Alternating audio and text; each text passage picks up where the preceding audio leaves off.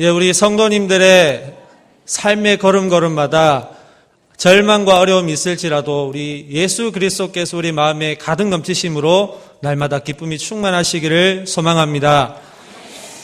오늘 시편 130편 1절에서 8절까지의 말씀을 가지고 은혜를 아는 사람의 신앙이라는 제목으로 하나님 말씀 선포하겠습니다. 모르는 게 약이다라는 속담을 아십니까? 이것을 사자성어로 식자우환이라는 말로 통용이 됩니다.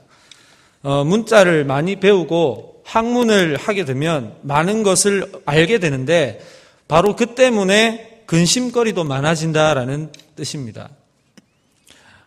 이 식자우환이라는 이 사자성어의 유래가 있습니다. 중국 청나라의 유비가 이 제갈량을 얻기 전에는 이 서서라는 사람이 유비의 이 군사로 있으면서 조조를 무척이나 괴롭혔습니다. 어떻게 해서든 이 서서를 자기 사람으로 만들고 싶었던 이 조조는 그가 효자라는 사실을 알고는 한 가지 계획을 꾸밉니다. 서서의 어머니가 조조의 영역인 이 위나라에 있는 것을 이용해서 그를 불러들이려는 것이었습니다. 하지만 이 서서의 어머니 이 위부인은 학식이 매우 높고 의리를 아는 여장부였다고 합니다. 오히려 한 군주를 섬기라고 아들을 격려하기에 하는 형편이었습니다. 이 조조는 자신의 이 군사였던 정욱의 계책에 따라서 위부인이 학식이 높았기 때문에 필체가 있었는데 그 필체를 흉내를 내서 급히 위나라에 돌아오라는 편지를 아들 서서에게 보냅니다. 집으로 돌아온 아들을 보고 위부인은 깜짝 놀라 그 까닭을 물었습니다. 아들의 말을 듣고 나서야 그것이 자기의 필체를 본뜬 가짜 편지라는 것을 알고는 한숨을 내쉬면서 이렇게 말했다고 합니다. 여자가 글자를 안다는 게 근심거리를 부르는 원인이 되는구나. 이런 말을 남겼다고 합니다. 세상에는 모르면 괜찮을 것을 알기 때문에 재앙을 당하는 경우가 많습니다. 그렇다면 제가 오늘 여러분에게 질문을 드리겠습니다. 모르는 것이 정말 약일까요? 예 하시는 분도 있고 그냥 웃으시는 분도 계신 것 같습니다. 다른 건 몰라도 신앙생활 가운데서는 모르는 게 약인 것보다는 아는 것이 힘인 경우가 더 많습니다. 이 아는 것이 힘이다라는 명언을 이 영국의 철학자인 프란시스 베이컨이라는 사람이 남겼습니다. 이 많은 지식으로 무장하면 그만큼 그 지식이 힘이 될 때가 많다는 것이죠. 그런데 이 말의 기원이 어디에서 나왔는지 아십니까? 바로 잠언 24장 5절에서 나왔습니다. 지혜 있는 자는 강하고 지식이 있는 자는 힘을 더하나니. 우리가 하나님의 자녀로서 다른 건 몰라도 하나님으로부터 나오는 그 지식은 당연히 우리에게는 힘이 되는 줄로 믿습니다. 호세아서 6장 3절 말씀을 보니까 그러므로 여호와를 알자, 힘써 여호와를 알자 이렇게 말씀하고 있지 않습니까? 그렇다면 여호와를 아는 지식은 어디에서 나오는 것입니까? 바로 여호와를 경외함에서 나옵니다. 잠언 1장 7절 말씀에서 여호와를 경외하는 것이 지식의 근본이라 말씀하고 있습니다. 또한 여호와를 경외하는 사람은 그 여호와를 경외하기 때문에 얻는 지식을 얻음으로써 신앙생활 가운데서 하나님의 베푸시는 풍성한 은혜 또 무엇인지 아는 사람입니다. 그래서 우리가 여호와를 알므로 인해서 해가 되고 근심이 되는 것은 없습니다. 오늘 본문에서 시편 기자는 성전으로 올라가고 있습니다. 이 시편 130편의 시를 개인 탄원시라 이름하고 있습니다. 절망과 어둠 속에 있는 이 시편 기자가 성전으로 올라가면서 자신의 삶을 바라보며 하나님을 원망하며 부르짖지만은 여전히 하나님이 베푸실 은혜에 대한 신뢰와 소망을 품고 기대하며 이 시를 마치고 있는 것을 볼 수가 있습니다. 이 시편 기자는 절망 중에 있었던 사람입니다. 어떤 절망의 상황인지는 알 수 없지만 그 본문 말미에는 그 절망 중에도 하나님을 신뢰하고 기대하는 고백으로서 마치고 있습니다. 근데 무엇을 말하는 것입니까? 그는 여호와 하나님을 안다는 것입니다. 절망 속에서도 결코 나를 버리지 않으시는 하나님. 사랑하는 자녀에게 은혜 베푸시는 하나님. 그 하나님을 이 시편 기자는 알고 있었다는 것입니다. 그렇기에 분명 이 시편 130편은 하나님을 아는 사람, 하나님의 은혜를 아는 사람이 썼다는 것이 분명하다는 사실입니다. 오늘 저와 여러분은 하나님을 알고 있습니까? 하나님이 저와 여러분에게 어떠한 분인지를 알고 계십니까? 절망 가운데 있지만 그 하나님을 알기에 오늘도 또 다른 하나님을 향한 소망을 기대하십니까? 그렇다면 우리의 신앙의 자세가 어떠해야 하겠습니까? 오늘 본문의 말씀을 통해 그렇다면 이 은혜를 아는 자는 어떤 신앙을 소유해야 하는가? 그리고 어떤 힘과 능력을 공급받는지를 살펴보고 오늘 모든 성도님들에게도 동일하게 주시는 하나님의 은혜를 삶 가운데서 경험하며 살아갈 수 있기를 간절히 소망합니다. 첫 번째, 은혜를 아는 사람은 깊은 곳에서도 주께 부르짖는 사람입니다. 본문 1절을 보시기 바랍니다. 여호와여, 내가 깊은 곳에서 주께 부르짖었나이다. 정확하게 어떤 일로 말미암아 이 시편 기자가 주께 부르짖는 것인지는 알 수 없습니다. 그러나 지금 정황상 깊은 곳에서라는 표현을 봤을 때 매우 깊은 절망과 고통의 시간을 보내고 있음을 확인할 수가 있습니다.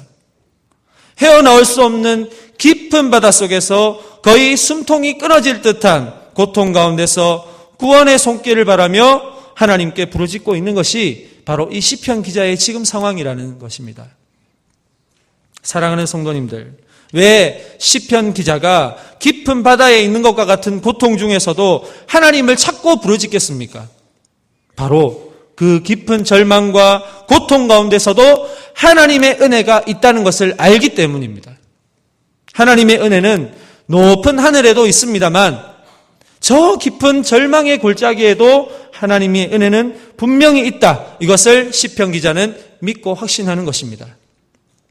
지난주에 담임 목사님의 설교 말씀 중에 이런 메시지가 있었습니다. 성전 꼭대기에서도 시험은 온다. 기억하십니까? 그렇습니다. 모든 것을 다 가지고 있다 해도 만사 형통해도 시험은 찾아옵니다. 그렇다면 반대로 깊은 바닷속에서 허우적거리는 사람, 이리 봐도 저리 봐도 온통 절망과 고통 중에 있는 사람은 어떻습니까? 그런 사람은 온통 절망밖에 없는데 어떻게 해야 합니까? 답은 단 한 가지, 주께 부르짖어야 한다는 사실입니다. 왜냐하면 그 깊은 절망 중에 그 속에서도 은혜가 있기 때문입니다. 너무나도 유명한 말씀, 예레미야서 33장 3절 말씀에서 너는 내게 부르짖으라 내가 내게 응답하겠고 내가 알지 못하는 크고 은밀한 일을 내게 보이리라. 여기에서 하나님께서는 내게 부르짖으라 말씀하실 때에 어떤 장소와 시간의 개념을 언급하시지 않습니다. 어디서든 하나님께 부르짖으면 응답하시겠다는 말씀인 겁니다. 높은 성전 꼭대기에서도 아니면 깊은 바닷속에서도 하나님께 부르짖는 자에게는 하나님께서 응답하시고 내가 알지 못하는 크고 은밀한 일을 보여주겠다고 말씀하시는 것입니다. 사랑하는 여러분, 이것이 은혜가 아니고 무엇이겠습니까? 모두가 아시는 선지자 요나는 사흘 밤낮을 깊은 바다 가운데 있었던 사람입니다. 그가 큰 물고기의 먹이가 되어 뱃속에 있었을 때 무엇을 했겠습니까? 아무것도 하지 않고 그냥 죽기만을 기다렸을까요? 아닙니다. 그는 분명히 하나님의 명령을 어기고 다시스로 가는 배를 탔습니다. 그러나 그 배가 풍랑으로 인해 뒤집힐 위기에 놓이자 요나는 그 선원들에게 이렇게 이야기를 합니다. 요나서 1장 12절을 보십시오. 제가 읽어드리겠습니다. 그가 대답하되 나를 들어 바다에 던지라. 그리하면 바다가 너희를 위하여 잔잔하리라. 너희가 이 큰 폭풍을 만난 것이 나 때문인 줄을 내가 아노라 하니라.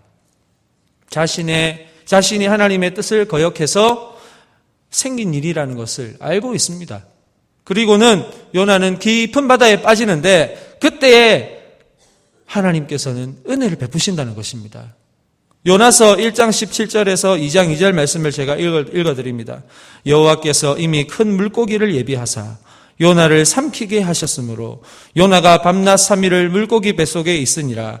요나가 물고기 뱃속에서 그의 하나님 여호와께 기도하여 이르되 내가 받는 고난으로 말미암아 여호와께 불러 아뢰었더니 주께서 내게 대답하셨고 내가 스올의 뱃속에서 부르짖었더니 주께서 내 음성을 들으셨나이다. 아멘.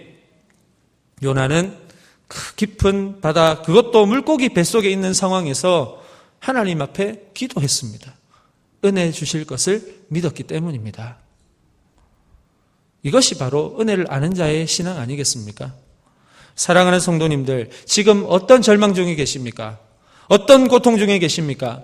깊은 바다 속에서는 내 힘으로는 절대 살 수 없습니다.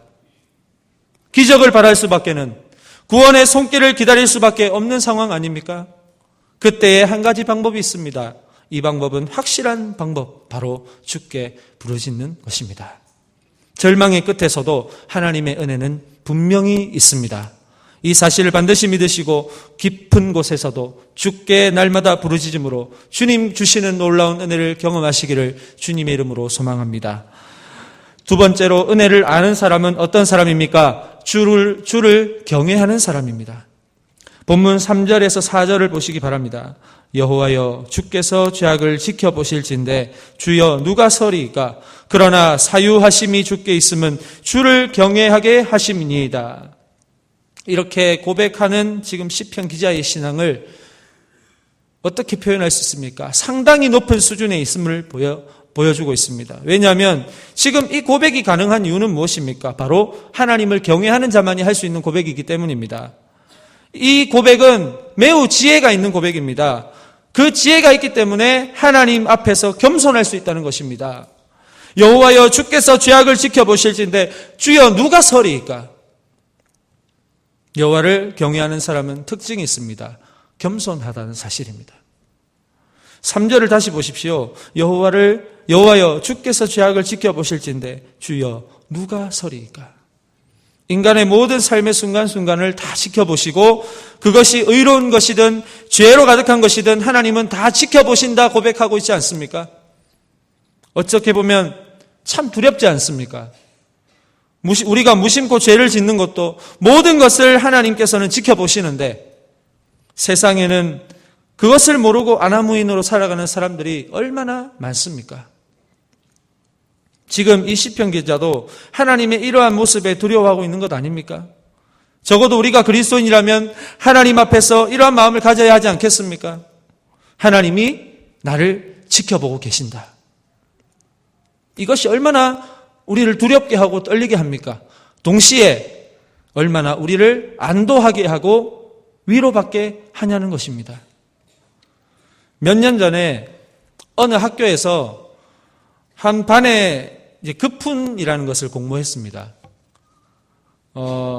근데 뽑혀서 화제가 된 급훈이 하나 있는데 그게 뭐냐면 엄마가 보고 있다.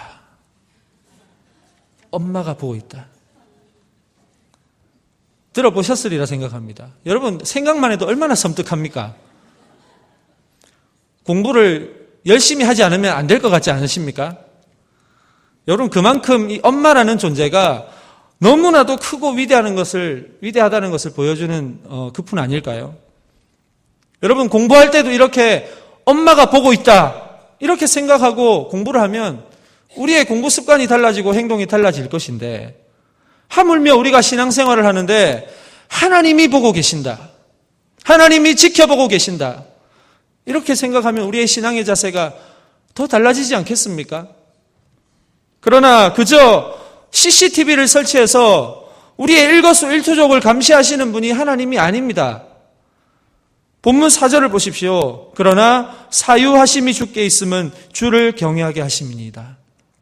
우리의 죄악을 빠짐없이 지켜보시는 분이 하나님이어서 우리가 하나님을 경외하는 것도 맞지만은 그 죄악을 용서하시는 유일한 권세를 가지신 분이 바로 하나님이시기 때문에 우리는 하나님을 경외할 수밖에 없다는 사실입니다. 사랑하는 성도님들, 하나님은 우리의 죄악을 용서하셨습니다. 바로 자신의 독생자 예수 그리스도를 죽게 하심으로 우리의 죄를 용서하신 분입니다. 이 은혜를 우리가 받고 살기에 우리는 우리를 지켜보시는 하나님을 두려워하며 때로는 그 지켜보심에 감사할 수 있는 저와 여러분 될 수 있기를 간절히 소망합니다. 세 번째, 은혜를 아는 사람은 기다릴 줄 아는 사람입니다. 본문 5절을 보시기 바랍니다. 나 곧 내 영혼은 여호와를 기다리며 나는 주의 말씀을 바라는도다. 처절한 고통 중에 몸부림치고 있는 이 시편 기자의 기도가 이제는 하나님을 향한 기대와 소망으로 전환이 되어오고 있으면 볼 수가 있습니다. 여전히 상황은 암담합니다. 그러나 결국 하나님께서는 때에 따라 선한 길로 인도하실 것이며 나는 그 하나님을 신뢰하고 믿는다고 고백하고 있지 않습니까? 이 시편 기자의 고백에는 하나님의 언약의 말씀이 자신의 삶에 이미 자리 잡고 있음을 알 수가 있습니다. 5절을 다시 보시면 나 곧 내 영혼은 여호와를 기다리며 나는 주의 말씀을 바라는도다. 사람이 아무런 목적이 없이 기다리다 보면 금방 지치지 않습니까? 그래서 사람에게 가장 연약한 부분이 무엇입니까? 기다림 아니겠습니까? 그러나 우리의 신앙에는 반드시 이 기다림이라는 것이 동반이 됩니다. 왜냐하면 우리가 생각하는 우리의 시간과 하나님의 시간은 다르기 때문입니다. 하나님의 시간은 우리가 알 수가 없습니다. 그러나 하나님의 그 시간의 뜻을 이루어 주실 것을 믿는 사람에게는 그 기다림은 기쁨과 설렘의 시간이 될 것이고, 그렇지 않는 사람에게는 그 기다림은 고통과 절망밖에는 되지 않는 시간이 될 것이라는 말입니다. 사랑하는 성도님들, 지금 성도님들의 삶에 어떤 기다림이 자리 잡고 있습니까? 혹시 그 기다림이 기대와 소망이 있는 기다림이십니까? 아니면 때를 알지 못하여서 답답하고 조급함이 있는 기다림이십니까? 적어도 우리는 하나님의 때와 시간을 믿는 그리스도인이라면 모든 일들이 우리의 생각과 뜻보다는 하나님의 시간과 뜻대로 선하게 이루어질 것이라는 확신과 믿음으로 살아가야 할 줄로 믿습니다. 어떠한 일을 진행 중이든지 어떠한 계획을 세우시든지 그 모든 것에는 우리를 가장 좋은 길로 인도하시는 하나님의 세밀한 계획과 뜻이 숨어 있음을 믿으시고 늘 하나님께서 약속하신 말씀을 가슴에 품고 간절히 기도하는 성도님들 되시기를 소망합니다. 아울러 우리가 궁극적으로 가장 기다리고 있는 것이 무엇입니까? 바로 다시 오실 예수님 아닙니까? 여러분은 지금 이 기다림이 설레고 기쁘십니까? 아니면 지루하고 힘이 드십니까? 우리가 예수님의 다시 오심이 기다려지지 않고 소망이 생기지 않고 설레지 않는다면 우리의 그 기다림의 사이에 살아가는 지금 이 순간 우리의 삶 안에 있는 수많은 기다림들이 무슨 의미가 있겠습니까? 바로 내일 일에 대해 염려하고 안달복달하며 기다릴 줄 모르고 내 시간과 내 뜻만 내세우는 삶이 아니라 하나님의 시간에 하나님의 때를 참고 기다리며 그 기다림과 인내의 시간이 하나님께서 주시는 놀라운 은혜로 보상받으시는 성도님들의 삶이 될 수 있기를 소망합니다. 은혜를 아는 자의 신앙에 대해서 살펴보았습니다. 오늘 시편 기자는 하나님께 절망 가운데서 탄원하며 부르짖고 있습니다. 그러나 나중에는 하나님에 대한 기다림과 하나님께서 베푸실 은혜와 속량을 기다리며 이 시편을 마치고 있습니다. 사랑하는 성도님들, 우리의 생각과는 달리 하나님은 저와 여러분을 향한 놀라운 계획을 가지고 계십니다. 우리가 반드시 잊어서는 안 될 것은 하나님은 우리의 깊은 절망 가운데서의 부르짖음에도 여전히 귀를 기울이신다는 것이고 모든 것을 지켜보는 분이시고 또한 우리가 하나님의 때를 기다릴 때에 기다림의 시간보다 더 크고 풍성한 은혜를 베풀어 주시는 분이시라는 사실입니다. 살아가는 한 주 성도님들의 삶에 하나님의 풍성하신 은혜를 맛보는 모든 시간들이 되실 수 있기를 주님의 이름으로 소망합니다. 기도하겠습니다. 하나님 아버지, 오늘 주신 말씀을 통해 은혜를 아는 자의 신앙이 어떤 신앙인지를 살펴보았습니다. 은혜를 아는 자는 깊은 곳에서도 주님께 부르짖는 사람입니다. 하나님을 경외하는 사람입니다. 그리고 하나님의 때를 기다릴 줄 아는 사람입니다. 간절히 바라옵기는 우리 모든 남북의 성도들 은혜를 아는 성숙한 신앙의 소유자들이 되게 하여 주시옵소서. 날마다 신앙생활을 하면서 시험이 오고 깊은 절망과 좌절이 엄습할 때에도 그 깊은 곳에서도 은혜를 간구하며 하나님께 기도하게 하시며 모든 삶의 주인 되시는 하나님을 경외하며 그 하나님의 때를 기다릴 줄 아는 성숙한 성도들이 되게 하여 주시옵소서. 그래서 그러한 은혜가 넘치는 성도들이 남부교회에 가득하여 우리 교회를 방문하는 모든 사람들조차도 그 은혜를 경험하게 되는 복된 일들이 날마다 넘쳐나게 하여 주시옵소서. 감사드리며 예수님의 이름으로 기도합니다. 아멘.